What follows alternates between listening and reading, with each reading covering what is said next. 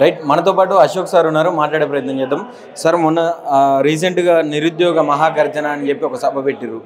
ఎందుకు అంత నిర్బంధాలతోటి ఆ సభ జరిగింది? అంటే విత్ పర్మిషన్ అక్కడ ధర్నా చౌక్‌లో నిర్వహించడం జరిగింది ఒక పెద్ద ఎత్తున. అనుకున్నంత మంది రాకపోగా అంటే ఎక్కడోళ్ళని అక్కడ ఆపేసిర్రు అని చెప్పి సమాచారం వస్తూ ఉన్నది. అసలు ఎట్లా చూస్తారు సార్ ఈ ప్రభుత్వ తీరు? ఈ ప్రభుత్వాలు ప్రజాస్వామ్య ప్రభుత్వాలు నడపట్లేవు, నిర్బంధ ప్రభుత్వాలు నడుపుతున్నాయి.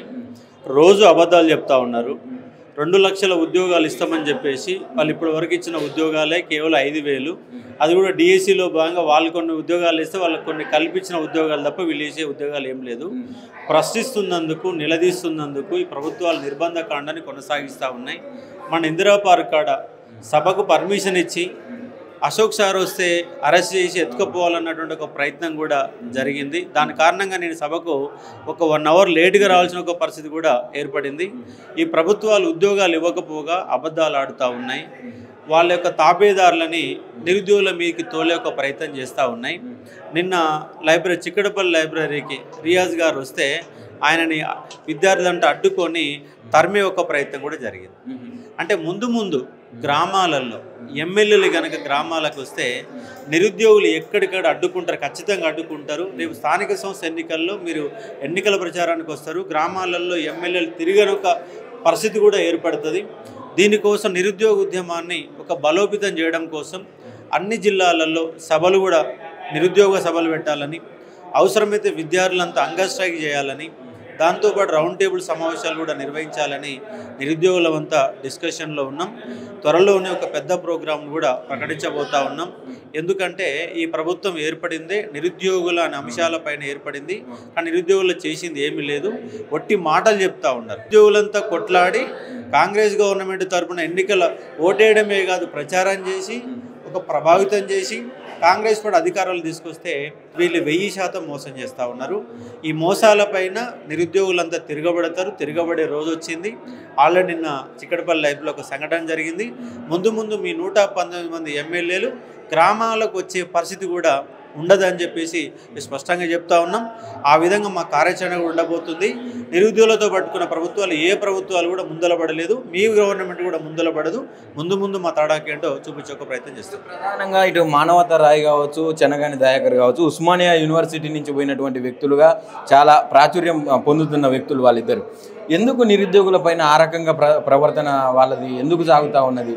ఒక డిబేట్లో చూశాను, నిన్ననో మొన్ననో ఒక నిరుద్యోగి మీదకి కొట్టడానికి పోతా ఉన్నారు. అంటే ప్రశ్నించొద్దా, నువ్వు మంత్రి గురించి ఇట్లా మాట్లాడతావా అని చెప్పి మాట్లాడుతున్నారు. మంత్రులని చేసిందే నిరుద్యోగులు కదా, మంత్రులను అడిగే హక్కు నిరుద్యోగులకు లేదా? ఏం చెప్తారు సార్ అసలు ఈ అంశం మీద?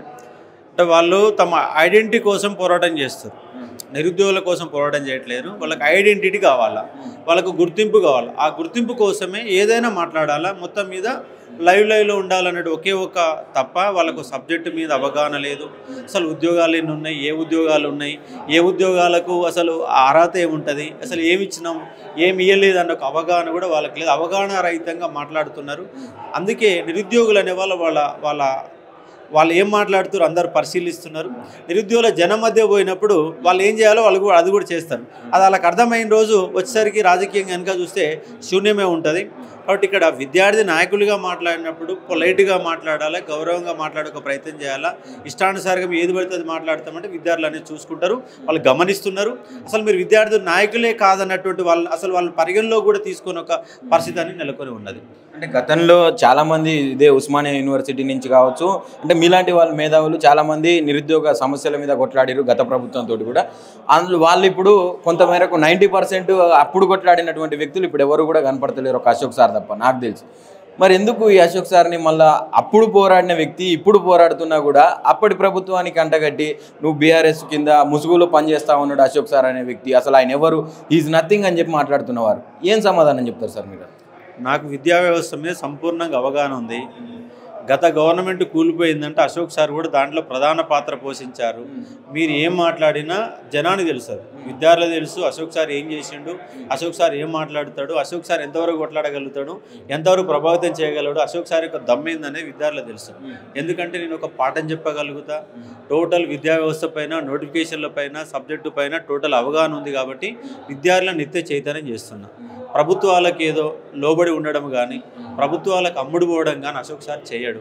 ఇవాళ కాంగ్రెస్ గవర్నమెంట్కి వచ్చి టీఆర్ఎస్ లాగా వ్యవహరిస్తుంటే ఇవాళ కూడా కొట్లాడుతున్నాడు. అశోక్ సారు కాంగ్రెస్ పార్టీకి అమ్ముడు పోలే, టీఆర్ఎస్ పార్టీకి అమ్ముడు పోలే, రేపు ఇంకో పార్టీ కూడా అమ్ముడు పోడు. నీతిగా నిజాయితీగా వ్యవస్థ కోసం కొట్లాడుతున్న వ్యక్తి అశోక్ సారు. అది విద్యార్థులు గమనిస్తున్నారు. వాళ్ళ కోసం నిరంతరంగా కొట్లాడుతూనే ఉంటా. నాకున్నంత వరకు వాళ్ళందరినీ చైతన్యవంతం చేసే ప్రయత్నం చేస్తా. నిరుద్యోగుల హక్కుల కోసం నా యొక్క లైఫ్ ఉన్నంత వరకు వాళ్ళ కోసం నిలబడాలి, కలబడాలని చెప్పేసి తీర్మానం చేసుకున్నాను. ఆ విధంగా ముందుకు పోతా ఉన్నాను. ఫైనల్గా సార్, ఇప్పుడు గతంలో మీతో పాటుగా కొట్లాడినటువంటి వ్యక్తులు కావచ్చు, వాళ్ళు ఎవరు కూడా ఇప్పుడు కనపడతలేరు. కనీసం నిరుద్యోగ సమస్యల మీద మాట్లాడినటువంటి వైఖరి ఇప్పటిదాకా చూడలేదు రాష్ట్రం మన ప్రభుత్వం ఏర్పడిన దగ్గర నుంచి. ఏం చెప్తారు సార్? అంటే ఇప్పుడు ప్రభుత్వంలో ఉన్నటువంటి నిరుద్యోగులకు సమస్యలు లేవా, లేకుంటే ఈ నిరుద్యోగులే ఒక వాళ్ళన్నట్టుగా కొన్ని పార్టీలకు తొత్తులుగా వ్యవహరిస్తూ ఉన్నారా? అసలు ఏమని సమాధానం చెప్తారు?